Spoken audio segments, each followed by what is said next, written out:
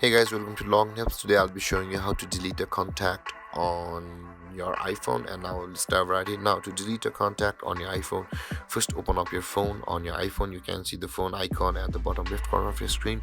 Open that app, and after opening your phone app, either you'll be on the keypads or the recents, favorites, or the contacts, and you can see the contacts over here. Now to delete your contact, tap on the contact which you want to delete like this, and after opening this interface at the top right corner of your screen you can see the edit button available.